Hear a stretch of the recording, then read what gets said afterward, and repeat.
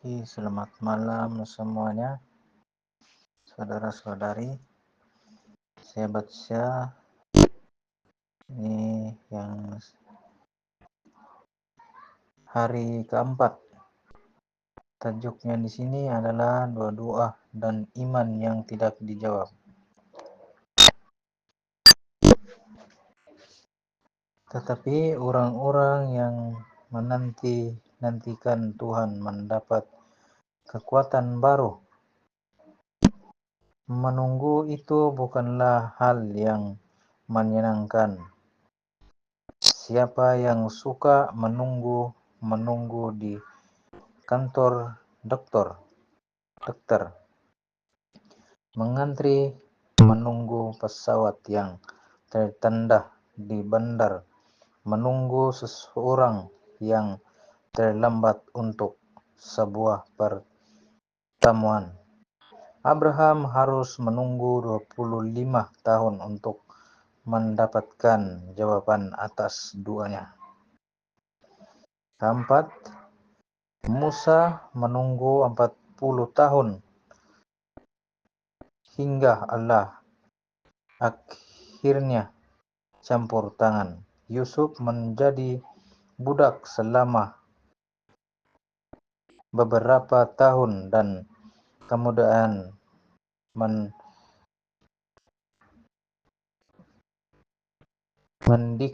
mendikam di penjara selama beberapa tahun. Bukanlah tetap yang menyenangkan untuk menunggu campur tangan Allah. Ada banyak contoh tentang menunggu pertolongan dalam Alkitab. Meskipun menunggu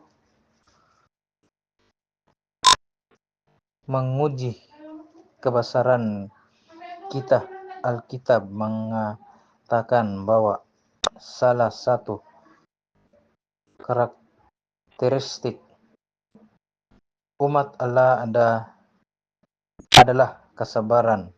Begitu pula dalam doa, seringkali kita mungkin harus menunggu jawaban.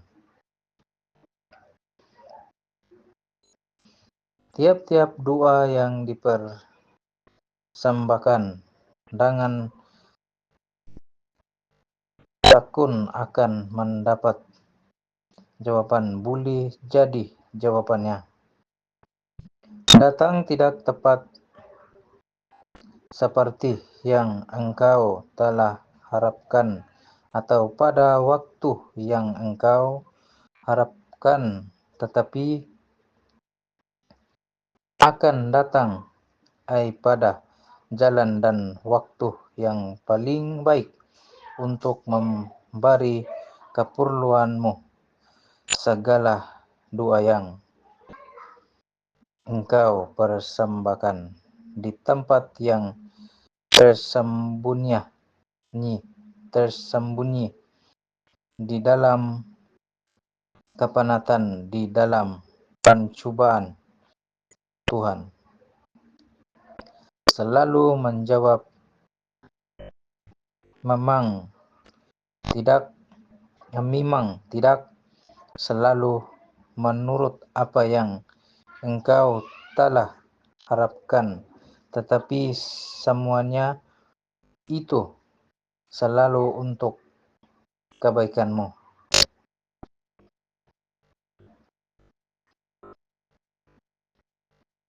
Amat kepada orang muda.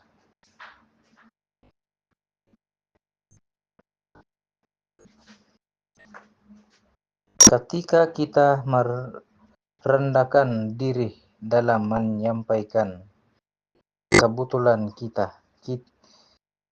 ketika kita meminta dengan cara yang jelas dan spesifik,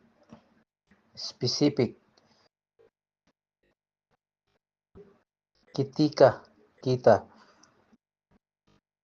mengakui ketergantungan kita sepenuhnya kepada Allah, Allah menjawab doa yang jujur dan rendah hati, dan jawabannya adalah jawaban yang terbaik. Seringkali kita harus menunggu. Mengapa? Karena kita seringkali perlu menggunakan semua sumber daya dan pilihan kita sebelum Allah campur tangan, sehingga kita dapat mengetahui dengan pasti bahwa itu adalah Dia. Jika Dia menjawab dengan segera, kita mungkin mengambil pujian untuk diri kita sendiri.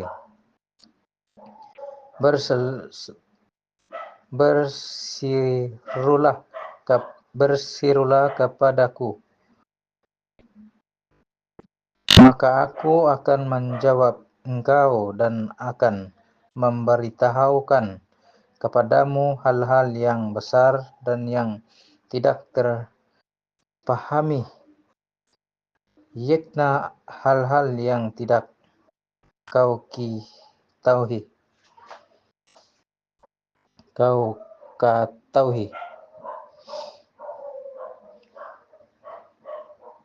Ketika kita melihat tidak ada cara yang mungkin untuk menyelesaikan krisis, Allah mengucapkan sepatah kata dan sesuatu yang tidak pernah kita bayangkan akan terjadi. Semakin kita mengenalnya, semakin kita percaya kepadanya, semakin banyak kedamaian yang kita miliki, dan semakin kita bersedia menunggu pimpinan dan campur tangannya. Pusatkan pandangan kita kepadanya, kasihnya, janji-janjinya, dan caranya memimpin dalam tantangan di masa lalu. Yang hatinya tunggu kau jagai dengan damai sejahtera, sebab kepada mulai percaya.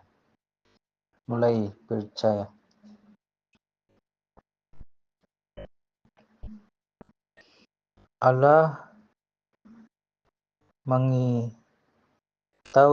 mengetahui masa depan. Dia peduli kepada Anda, tetapi Dia juga peduli kepada orang lain. Dia mungkin tidak menjawab sekarang karena Dia memiliki jawaban yang lebih baik, atau ini bukan waktu yang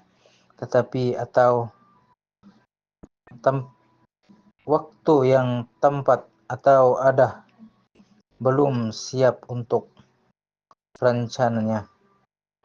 Dia mungkin memiliki jawaban yang berbeda, yang menjawab kebutuhan lain, hal-hal yang mungkin tidak ada pikirkan.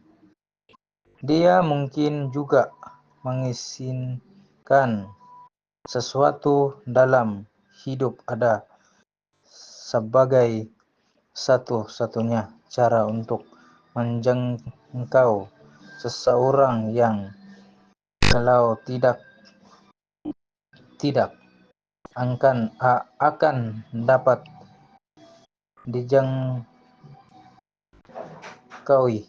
dijangkau.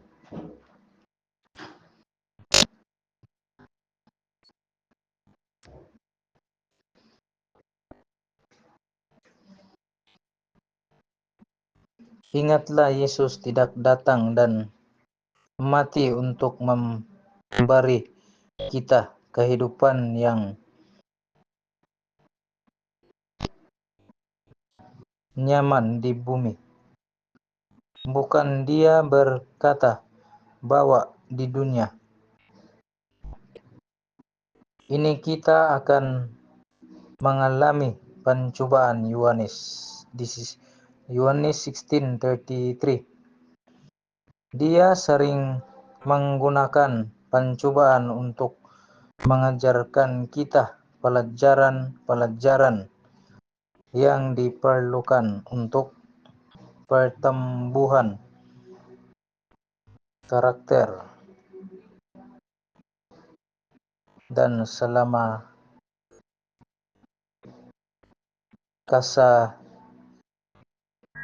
keselamatan, sebab penderitaan ringan yang sekarang ini mengajarkan bagi kami kemuliaan kekal yang melebihi segala-galanya, jauh lebih besar daripada penderitaan kami. 2 Korintus 4:17.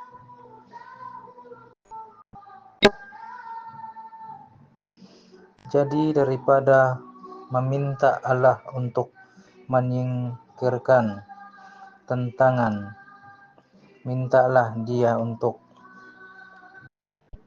membantu Anda bertumbuh dan belajar melalui tantangan tersebut. Kebutuhan terbesar kita bukanlah kebutuhan yang kita doakan, meskipun